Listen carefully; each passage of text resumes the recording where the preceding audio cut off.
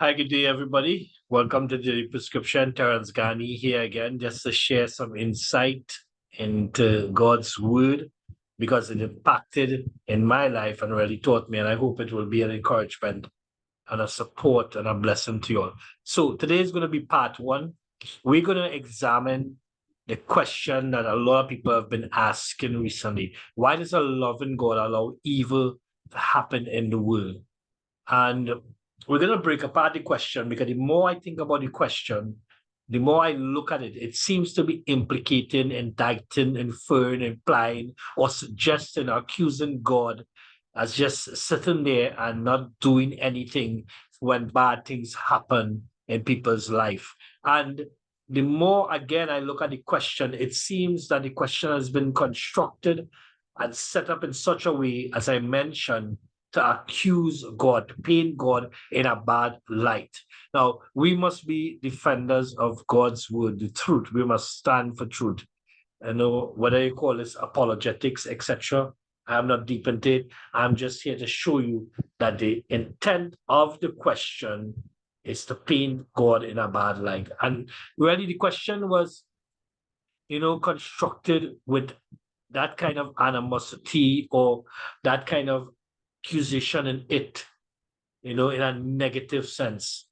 And the more I look at it, we can see in Genesis chapter 3, when Satan in verse 4 and 5 was talking to Eve and telling her about God, what God said. Now, God had told them that they would die if they eat of the fruit of the tree of knowledge of good and evil. He twisted it and he said, you will not surely die. And then if you do eat it, he is scared, God is, that maybe your eyes would open and you'll become like him. So even then and there, the father of all lies is constructing and confusing Eve into thinking that God is a selfish, callous, inhumane God. Today, in part one, we're going to look at the very nature and essence of God. And God is far from that, callous and inhumane. God doesn't just sit there and just observe. He deals in the affairs of men, as in the book of Daniel it says. In fact, we see in verse 8 in that same chapter 3, God came down looking for Adam and Eve. You know where they were? Asking a question where they are rhetorically because he wants to have fellowship and communion with them. And that means to say that God is a very loving God that desires fellowship. We see in Genesis chapter 18, God who is just and fair came down to punish Sodom and Gomorrah. At the same time, Abraham said, God, would you punish the innocent with the guilty? And he began to negotiate with God. God is concerned that it have righteous people in the city. So he begins to negotiate with Abraham to see how much people he will find. So he wouldn't punish the innocent with the guilty. Now that's a very loving God, and that's a just and merciful God.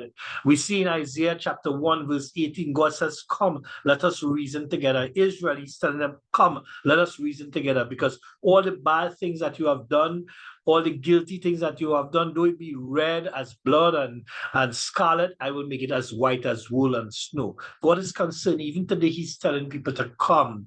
God is loving and kind, and he wants to have a relationship, far from the way that question is structured to impugn upon God that he is callous and humane. We are seeing the trend of a very loving God. And then we see in the New Testament, John 3:16 says, for God so loved the world that he provided a way of escape that anybody who believes in his son, Jesus Christ, will not die.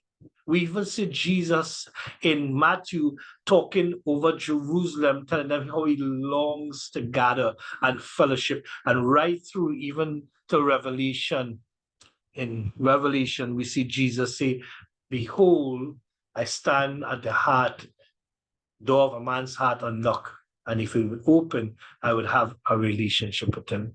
So friends, family, my brothers and sisters, let us look at the question and restructure it and think about it, because I've just shown you evidence that God is a very loving, kind, fair, and just God. Unlike the question that is imposing and inferring and implying upon him that he's callous and humane, that he just sits there and looks down and does anything.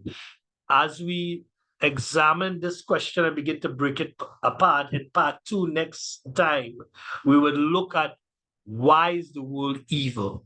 Today we look at the very nature of God being a just and loving God.